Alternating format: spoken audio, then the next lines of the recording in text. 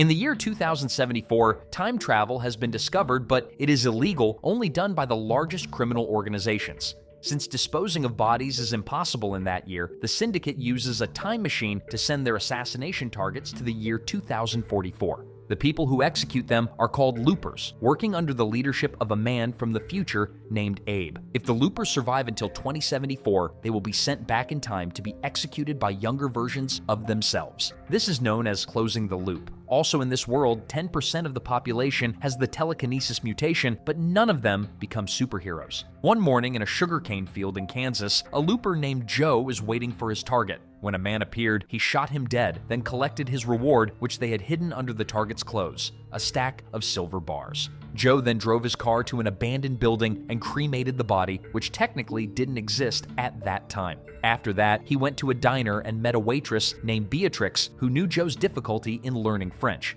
To turn his silver into currency, Joe sold it at a pawn, which is also done by his colleagues. Joe lived alone in his apartment, and he liked the luxury lifestyle. He then drove his fancy car and met his coworker, Seth, who threatened a stranger to stay away from his new slat bike. Joe offered him a ride, and during the ride, Seth showed off his telekinetic abilities. They arrive at a club and are given special access because they are loopers. Joe meets his crush, Susie, who works as a dancer, and tonight, she is too busy for him. At one point, Joe finds one of the loopers having a discussion with their boss. The guy managed to kill his future self, so he invites all the members to celebrate his retirement. During the party, it is revealed that Joe is a drug user. For the next few days, Joe goes about his usual routine, executing targets and collecting his bounties, while his colleagues retire one by one. One night, when he returns to his apartment, someone knocks on his window hurriedly. Joe immediately goes to check and finds a panicked Seth. Seth explains that he failed to execute the target after receiving his memories and finds out that he is an older version of himself. Old Seth informs him that in the future there is a new crime boss known as the Rainmaker who is determined to close all loops. Letting the loop escape is a big mistake and against the rules, so Seth is now in trouble. A moment later, their colleague, Kid Blue, comes banging on the door to arrest Seth, prompting Seth to beg Joe for help. Considering Seth as his only friend, Joe agrees to help him by hiding him in his safe under the floor and letting Kid Blue in. Kid Blue immediately orders his crew to search the apartment while he takes Joe to their headquarters to meet Abe. There, Abe claims that he knows Joe has hidden half of his silver collection and that it is allowed in their circle. Abe gives him two choices: hand over Seth or pay a fine with half of all the silver he has. Upon hearing this, Joe remembers his dream of going to France that he has been planning for a long time, so he is forced to tell Abe where Seth is. Soon after, Abe orders Kid Blue to call a doctor, while the old Seth tries to run as far as possible, but he is stopped near a chain-link fence. At that moment, he notices that there are scars suddenly appearing on his arm, ordering him to come to a predetermined location in 15 minutes. The scars also prove that Abe is doing bad things to young Seth, thus affecting how old Seth is now. Old Seth's fingers begin to disappear one by one, including his nose, forcing him to follow the order. He hurriedly drives to the location and arrives just as half of his legs and arms are missing. He knocks on the door of an old building, only to get headshot by Kid Blue, ending his life instantly, and the doctor is done with young Seth. Meanwhile, in Susie's room, Joe pours out his grievances to her for letting Seth get killed for silver. Joe actually wants to have a serious relationship with Susie, but she loves her job too much and isn't ready to make a commitment to him. The next day, Joe wakes up in his apartment and begins using drugs. He then drives to the farm and waits for his target as usual. When the target shows up, Joe is shocked to find him bareheaded, which he quickly realizes is an older version of himself. Old Joe quickly uses the gold on his body to block the bullets when young Joe shoots him, then knocks young Joe unconscious, allowing old Joe to escape. As it gets dark, Joe regains consciousness and finds a note from old Joe, instructing him to get out of town immediately. He then hurriedly leaves the farm and smashes his phone when a call comes in. Cautiously, he enters his apartment, only to find it in disarray with his silvers already stacked outside the safe.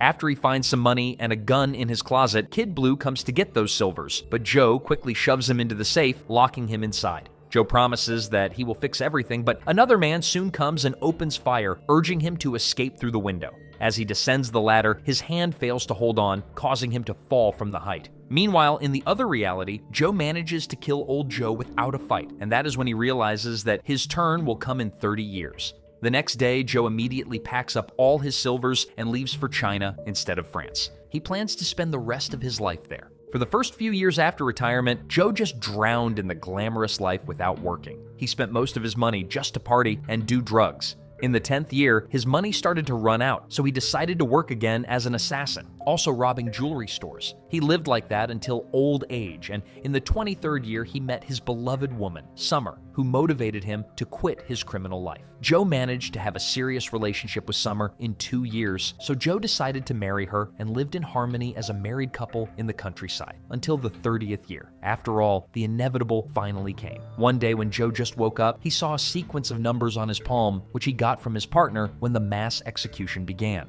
That's a piece of information on the Rainmaker. Suddenly, the Rainmaker's men come to find him and kill his wife, then take Joe to an abandoned building where the syndicate stores their time machine scraps. Joe fights back, beating the criminal group until they fall unconscious. With Summer's photo in hand, he decides to send himself back in time to kill the Rainmaker Kid, determined to change the future so his wife doesn't have to be killed. Arriving in 2044, the same incident repeats itself where young Joe fails to kill old Joe, allowing old Joe to escape. Old Joe then hides around young Joe's apartment while holding back the dizziness from the effects of the fading memories of the future, while young Joe's memories strengthen in his head. When young Joe arrives, old Joe secretly helps him eliminate some of Abe's men who are trying to capture him, but it doesn't change anything. Young Joe still falls from a height, but he doesn't die because old Joe helps him. Meanwhile, at the Loopers' headquarters, Abe quickly formulates a plan to capture both Joe. Young Joe wakes up in a freight train station and vows to find old Joe, while old Joe himself manages to infiltrate a facility to use their computer, printing out a map of the 3 locations where the Rainmaker Kid candidates are staying.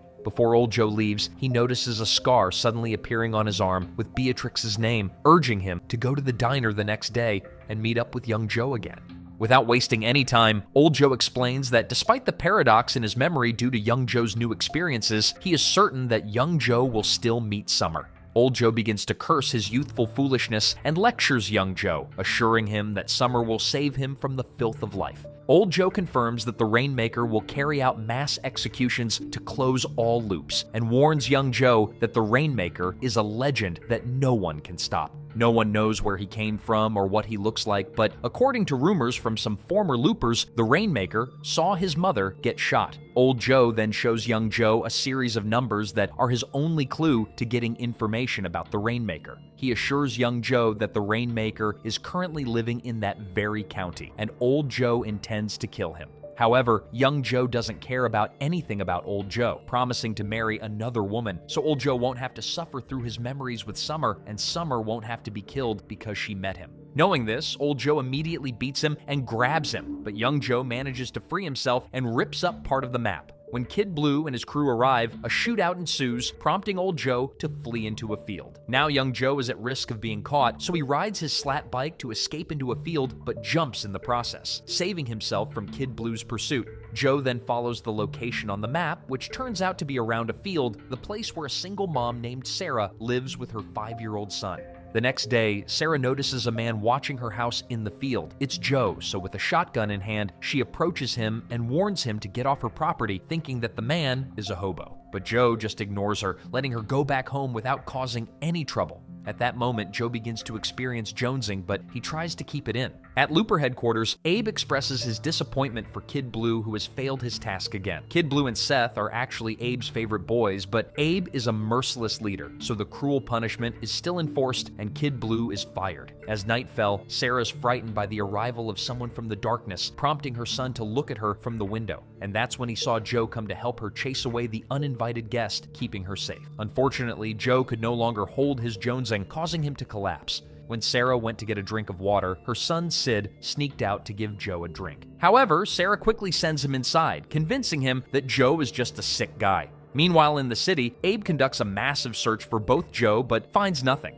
Unbeknownst to everyone, old Joe is hiding in the river tunnels, struggling with his memory synchronization, receiving new memories from young Joe. He tries his best to hold on to his fading original memories, using a photo of Summer on his necklace. In the morning at the farm, Sid finds Joe awake in the barn, which he immediately tells Sarah about. Without thinking, Sarah approaches Joe and demands him to leave at gunpoint. But Joe refuses to leave, assuring her that he is not a threat, and shows her the map to verify that he is in the right place. When Sarah finds a series of numbers, she becomes wary and shoots Joe from a distance. Simultaneously, somewhere else, old Joe notices that he has new gunshot scars on his chest. Joe then explains everything to Sarah, including the arrival of Old Joe, who intends to kill 3 kids who are possibly the Rainmaker. And one of them is Sid. Sarah apparently knows something about Looper, but she doesn't want to talk about it. She also learns that Old Joe thinks that if his mission is successful, he will disappear and appear in a reality where his wife is still alive. Sarah reveals that a series of numbers on the map are Sid's birthday and the code to the hospital where he was born. Meanwhile, Old Joe manages to find one of the kids in his house and without hesitation shoots him.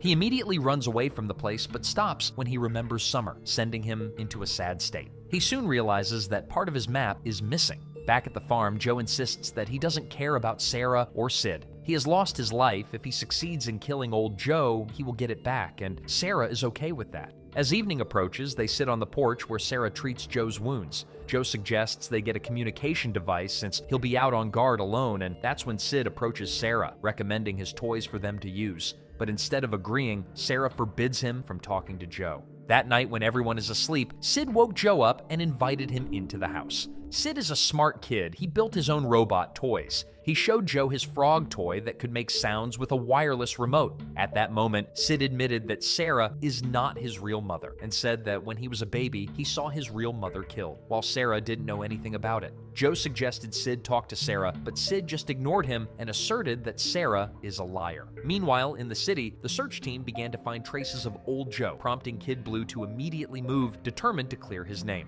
The next day, Joe showed the frog toy to Sarah and told her about his conversation with Sid. Sarah explained that she was 22 when she had Sid and that her life was struggling in the city, forcing her to leave him on the farm to be cared for by her sister. She loved Sid, and Sid called her mom. When Joe asked for an explanation about how her sister died, Sarah warned him to stay away. A while later, while playing Kakuro with Sarah, Sid's anger suddenly rises when Sarah refuses his request to help Joe guard. He refuses to acknowledge Sarah as his mother and keeps yelling at her for being a liar, forcing Sarah to leave and hide in her vault. After Sid's anger subsides, Sarah approaches him and Sid immediately hugs her in regret. Meanwhile, Old Joe managed to find the second candidate's residence, who lives in an apartment, but then he decides to postpone his action when he finds out that the kid is Susie's son. At the farm, Sarah hears a voice code from Joe, prompting her to immediately open the front door and meets Jesse, Joe's fellow looper. Joe remains vigilant and tries to find a place to hide, while Jesse tells Sarah that he is looking for 2 people and shows her a picture of Joe and Old Joe.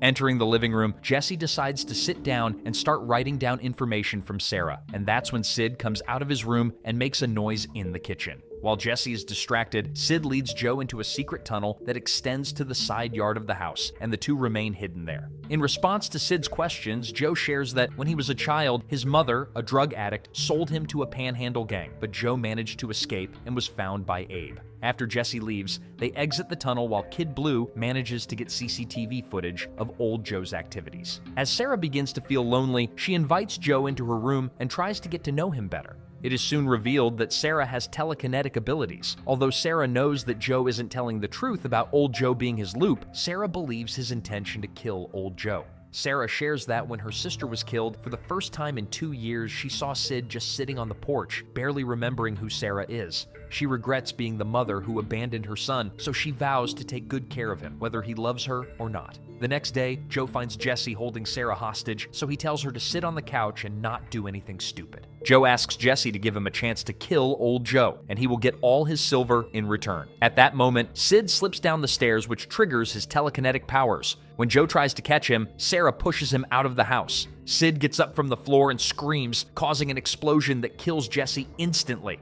After learning about Sid's great power, Joe knew that he is the Rainmaker, so he intended to execute him. But Sid had already left the house. Sarah tried to stop him, but in vain. Entering the field, Joe finally found Sid scared and covered in blood, making Joe feel sorry for him and comfort him. Joe then instructed Sarah to leave the city immediately, while Joe himself continued to look for Old Joe. At the same time, Old Joe broke into Susie's apartment, intending to execute her son. However, Kid Blue had been waiting for him and managed to capture him. He immediately took him to the headquarters where all the gang members had gathered, ready to capture young Joe in the farm. Unexpectedly, Old Joe fought back, releasing a barrage of bullets that killed most of them. He then went down the hallway and eliminated everyone who got in his way. In the security room, Abe tried to remind Joe who had saved him from the street, but Joe ignored him. He entered the room and killed everyone inside. A moment later, Kid Blue regains consciousness, only to find everyone dead, including Abe. As his rage overcomes him, he notices the location of the farm on the map. At the farm, young Joe meets Old Joe, who tells him to leave with the car containing the gold and let Old Joe kill Sid. However, young Joe refuses and shoots instead. At that moment, Kid Blue comes with a slat bike, intending to kill both Joe with his own hands. When he can't stop his slat bike, Joe manages to shoot him, causing him to fall and become unconscious. Soon, young Joe realizes that he has lost Old Joe. After finishing packing all the things, Sarah drives her car away from home, but Old Joe appears in the middle of the road and shoots. Sid panics and his powers are triggered again, causing the car to overturn. Without thinking much, Sarah tells Sid to run to the fields, while Old Joe doesn't stop shooting at them. When the bullet hits Sid's shoulder, he falls, and that's when he releases all his telekinesis powers to retaliate against Old Joe's attack. But Sarah manages to calm him down. Sarah immediately tells him to run again, then blocks Old Joe, who intends to shoot him. At that moment, young Joe appears from afar and experiences precognition, where he sees how the Rainmaker is created. So he decides to change it by ending his own life, instantly erasing Old Joe from existence. After all the tension is over, Sarah takes Sid home to treat his wounds and let him rest in comfort. Sarah then returns to where Joe's body is, and this is where the movie ends.